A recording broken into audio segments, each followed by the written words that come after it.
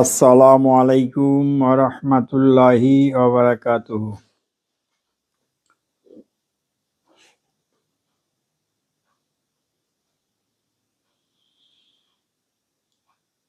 আলহামদুলিল্লাহি রাব্বিল আলামিন নাহমাদুহু ওয়া নুসাল্লি আলা রাসূলিল কারীম।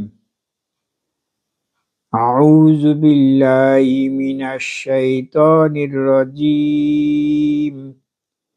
বিসমিল্লাহির রাহমানির রহিম।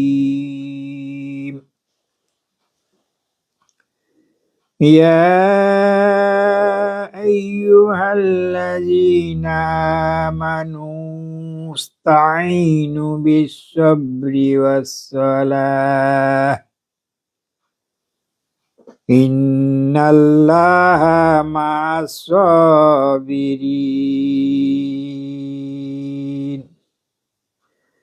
ولا تقولوا لمن يقتلوا في سبيل الله أموات بل أحياء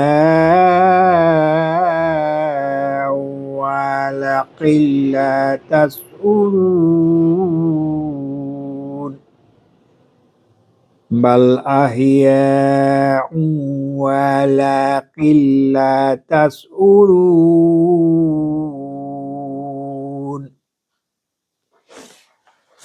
এরশাদ হচ্ছে, হে ইমানদারগণ, সবর ও নামাজের দ্বারা সাহায্য প্রার্থনা করো।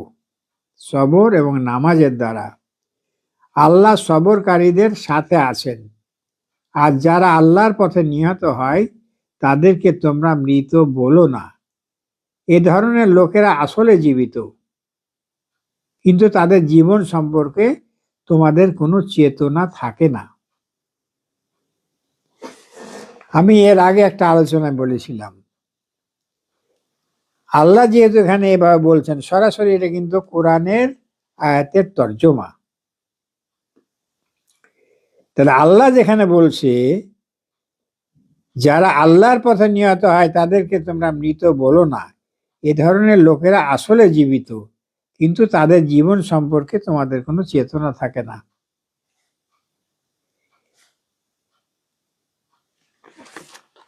তাহলে আমি এর আগে একটা আলোচনায় বলেছিলাম যে তারা একটা জায়গায় বলা আছে যে তারা রিজিক প্রাপ্ত, যারা আল্লাহর পথে শহীদ হয় তারা রিজিক প্রাপ্ত। তাহলে মানুষ মারা গেলে তো রিজিকের প্রশ্ন থাকে না। তাহলে আল্লাহ এটা কোনো ব্যাখ্যা করেন, এই যে বলছে তোমাদের কোনো চেতনা থাকে না।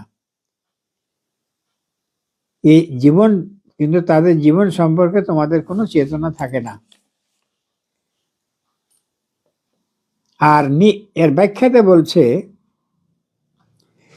মৃত্যু শব্দটি এবং এর ধারণা মানুষের মনে ভীতির সঞ্চার করে। মৃত্যুর কথা শুনে সে সাহস শক্তি হারিয়ে ফেলে।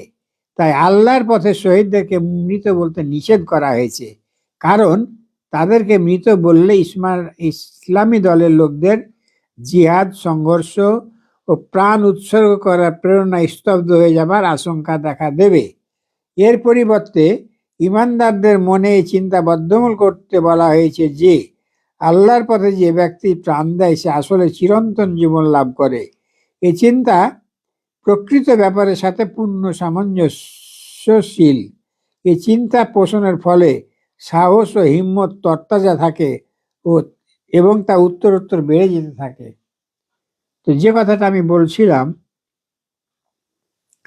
আমরা যেমন জিন জাতিকে দেখতে পাই না, অথচ তারা আছে। আল্লাহ জিন এবং মানুষকে সৃষ্টি করেছেন তার ইবাদতের জন্য, এবং পরকালে হাসরের দিন জিন এবং মানুষ এই দুটি জাতিরই বিচার হবে। তাহলে আমরা তো জিনকে দেখতে পাই না, কিন্তু জিনেরা আমরাকে দেখতে পাই।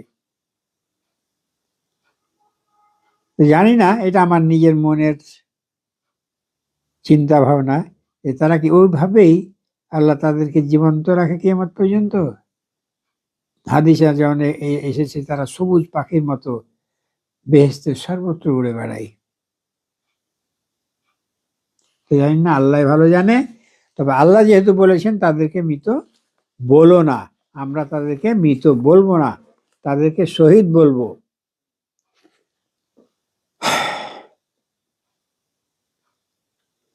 হে ঈমানদারগণ, বলতে আল্লাহ কাকে বুঝিয়েছেন? নেতৃত্ব পদে আসীন করার পর এবারে উম্মতকে প্রয়োজনীয় নির্দেশ ও বিধান দেওয়া হচ্ছে, কিন্তু সবার আগে যে কথাটির প্রতি সেখানে দৃষ্টি আকর্ষণ করা হচ্ছে তা এই যে, তোমাদের জন্য যে বিছানা পেতে দেওয়া হয়েছে সেটা কোনো ফুলের বিছানা নয়। ঈমানদারদের জন্য এই পথটা, জীবনটা কোনো ফুলের বিছানা নয়। একটি বিরাট, মহান ও বিপদ সংকুল কাজের বোঝা তোমাদের মাথায় চাপিয়ে দেওয়া হয়েছে। এ বোঝা মাথায় উঠাবার সাথে সাথেই তোমাদের উপর চতুর্দিক থেকে বিপদ আপদ ঝাঁপিয়ে পড়তে থাকবে। কঠিন পরীক্ষার মধ্যে তোমাদের ঠেলে দেওয়া হবে, অগণিত ক্ষতির সম্মুখীন হতে হবে। সবর, দৃঢ়তা, অবিচলতা ও দ্বিধাহীন সংকল্পের সমস্ত বিপদ আপদের মোকাবেলা করে যখন তোমরা আল্লাহর পথে এগিয়ে যেতে থাকবে, তখনই তোমাদের উপর বর্ষিত হবে তার অনুগ্রহ রাশি। এইসব বিপদ আপদের মাধ্যমে পরীক্ষায় পাস করার পরেই আসবে আল্লাহর সাহায্য, আল্লাহর অনুগ্রহ। সবর ও নামাজের দ্বারা সাহায্য প্রার্থনা করো, আল্লাহ সবরকারীদের সাথে আছেন। অর্থাৎ এই কঠিন দায়িত্বের বোঝা বহন করার জন্য তোমাদের দুটি অভ্যন্তরীণ শক্তির প্রয়োজন। একটি হচ্ছে নিজের মধ্যে সবর, ধৈর্য ও সহিষ্ণুতার শক্তি লালন করতে হবে, আর দ্বিতীয় হচ্ছে নামাজ পড়ার মাধ্যমে নিজেকে শক্তিশালী করতে হবে। নিজেকে শক্তিশালীর পথ নামাজ, নামাজে অবহেলা করা চলবে না। পরবর্তী পর্যায়ে আরো বিভিন্ন আলোচনায় সবরের ব্যাখ্যা পাওয়া যাবে। সেখানে বিভিন্ন গুরুত্বপূর্ণ নৈতিক গুণাবলীর সামগ্রিক রূপ হিসাবে সবরকে চিহ্নিত করা হয়েছে। আর আসলে এটি হচ্ছে সমস্ত সাফল্যের চাবিকাঠি। এ সহায়তা ছাড়া মানুষের পক্ষে কোনো লক্ষ্য অর্জনে সফলতা লাভ করা সম্ভব নয়। সবর, ধৈর্য। এই যে শহীদ শরীফ ওসমান হাদির একটা বক্তব্যে আপনারা শুনতে পাবেন, তিনি বলছেন, আমি সংসদে দাঁড়াবো, 500টি ভোট পাবো, এটা তো অনেক, আমাকে এবারই জিততে হবে, এবারই সংসদে যেতে হবে, এটা তো কথা না। 50 বছর লাগুক, 50 বছর লাগুক আমার সফলতা অর্জনের জন্য। এটাই হচ্ছে সবর। সবর ধৈর্যের শক্তির, তার দৃঢ় সংকল্প, সুদূর প্রসারী চিন্তা ভাবনা। আজ একটা কাজ করলাম, হট করে পাওয়ার পেয়ে নিলাম, কালকে দুর্নীতি করে লোকের সামনে কাল পিঠিয়ে গেলাম, এই চিন্তা ভাবনা তার ছিল না।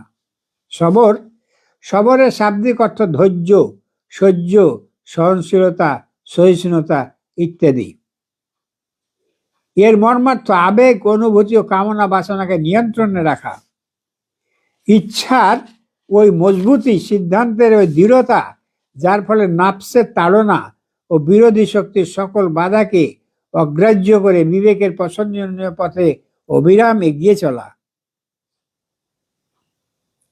হাদিসে একটি দোয়া এর ভাবে এসেছে, হে আল্লাহ, আমরা তোমার নিকট চাই সুস্থতা, সচ্চরিত্রতা, বিশ্বস্ততা, সুন্দর স্বভাব ও তাকদীরে সন্তুষ্টি।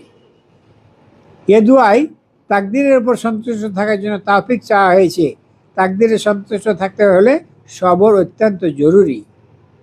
আপনাকে কাজ করে যেতে হবে, আপনার তাকদীরে যা আছে তাই ঘটবে, কিন্তু কাজের নিয়তের উপর আপনার ফলাফল দেবে আল্লাহ আপনাকে। কুরআন মাজিদে সবর শব্দটি ব্যাপক অর্থে ব্যবহার করা হয়েছে, কারণ আল্লাহর অপছন্দনীয় জীবনযাপন করতে হলে সর্বাবস্থায় ধৈর্যের প্রয়োজন। আল্লাহর পছন্দনীয় জীবনযাপন করতে হলে সর্বাবস্থায় ধৈর্যের প্রয়োজন।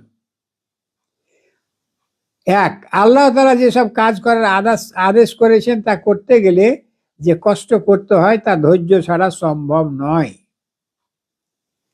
তিনি যেসব করতে নিষেধ করেছেন সেসবের প্রতি নাফসের যে প্রবল আকর্ষণ রয়েছে তা থেকে বিরত থাকার জন্য সবর অত্যাবশ্যক। আল্লাহর দিনকে বিজয়ী করার জন্য জান ও মাল দিয়ে জিহাদ করা প্রত্যেক মুমিনের কর্তব্য। আল্লাহ সূরা তাওবায় বলছেন, ইন্নাল্লাহ আশতারা মিনাল মুমিনিনা আনফুসাহুম ওয়া আমওয়ালাহুম বিআন্না লাহুমুল জান্নাহ। আমি মুমিনদের জান এবং মাল কিনে নিয়েছি বেহেশতের বিনিময়ে। এই জান এবং মাল এগুলো কিন্তু আমার না, যদি আমি বেহেশত চাই। যদি বেহেশত চাই তাহলে এই আমার জান এবং মাল সম্পূর্ণ আল্লাহকে দিয়ে দিয়েছি।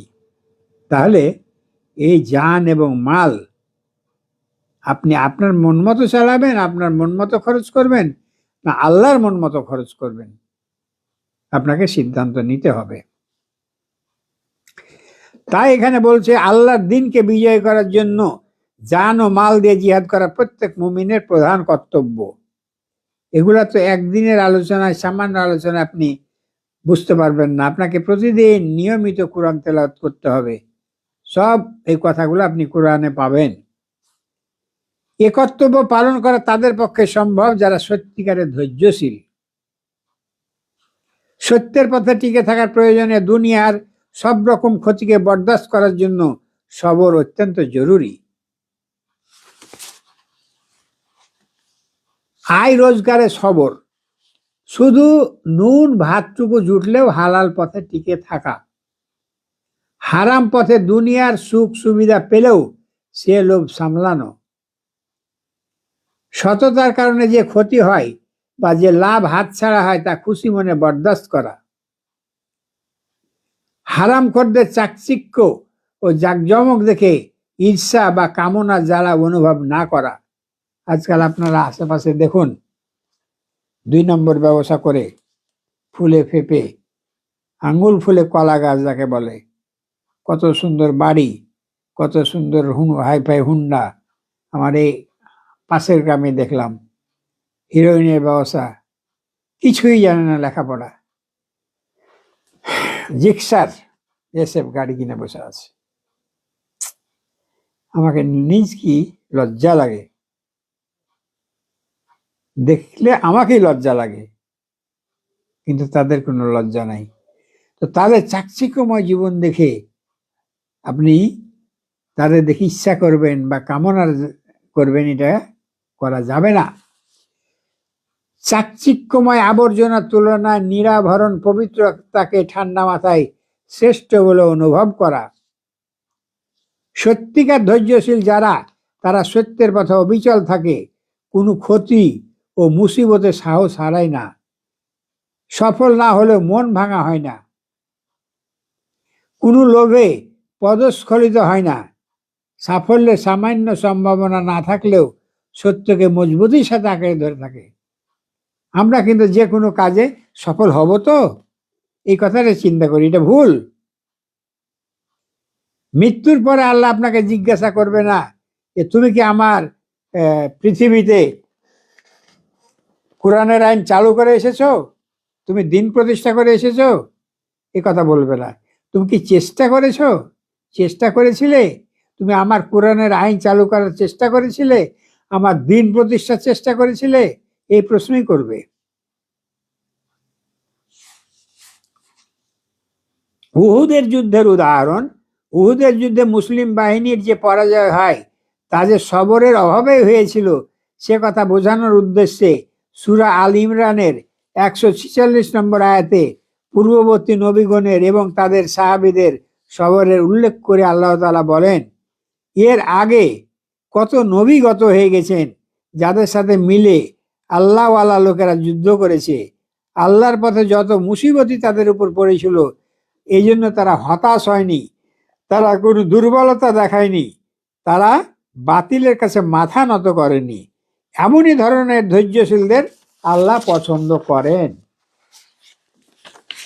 উহুদের যুদ্ধে পরাজয়ের ফলে যে কঠিন অবস্থার সৃষ্টি হলো তখন রাসূল সাল্লাল্লাহু আলাইহি ওয়াসাল্লাম ধীর মস্তিষ্কে যে কঠিন সিদ্ধান্ত, সঠিক সিদ্ধান্ত নিতে সক্ষম হলেন তা তার চরম ধৈর্যেরই প্রমাণ। এ প্রসঙ্গে 146 নম্বর আয়াতের মাধ্যমে আল্লাহ তাআলা মুসলিম বাহিনীকে যে শিক্ষা দিলেন তা এই আয়াতের টিকায় মাওলানা মওদুদী তাহফিমুল কোরআনে লেখেন, নিজেদের কামনা বাসনাকে সংযত রাখো, তাড়াহুড়া করো না। আমাদের এই দোষটা আছে, আমরা সব কাজেই তাড়াহুড়া করি। তাড়াহুড়া করো না, ধীরভাবে এগিয়ে যেতে হবে, আপনাকে চেষ্টা চালিয়ে যেতে হবে। ওই যে বললাম আপনাকে সাকসেসফুল হতেই হবে, এ কথা কিন্তু আল্লাহ বলেনি। আল্লাহ দেখবে আপনি চেষ্টা করেছিলেন কিনা। ঠান্ডা মাথায় ভারসাম্যপূর্ণ সিদ্ধান্ত গ্রহণের শক্তি প্রয়োগ করো। বিপদ আপদ ও সংকট সমস্যার সম্মুখীন হলেও যেন তোমাদের পা না টলে। উত্তেজনাকার পরিস্থিতিতে রাগের বশবর্তী হয়ে যেন কোনো অর্থহীন কাজ করে না বসো। বিপদের আক্রমণ চলতে থাকলে এবং অবস্থা সম্পূর্ণ বিপরীত দিকে মন নিচ্ছে দেখে যেন মানসিক অস্থিরতা সৃষ্টি না হয়।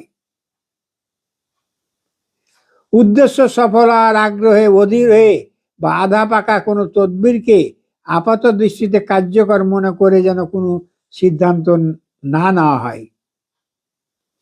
বৈষয়িক স্বার্থ লাভ ও ইন্দ্রিয় সুখ ভোগের লোভে যেন তোমাদের নাফস দুর্বল হয়ে না পড়ে। সবর শব্দটি দ্বারা এসবই বোঝায়। এরকম সবর যারা অবলম্বন করতে সক্ষম হয় তারাই আল্লাহর সাহায্য সমর্থন পেয়ে ধন্য হয়, এরাই আল্লাহর ভালোবাসার পাত্র।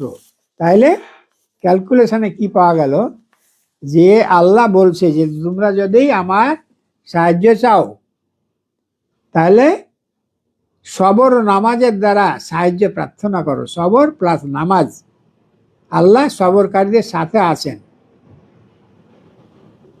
আশা করি আমার এই একটি আয়াতের অনুবাদ করার কিছু ব্যাখ্যা করার চেষ্টা করেছি।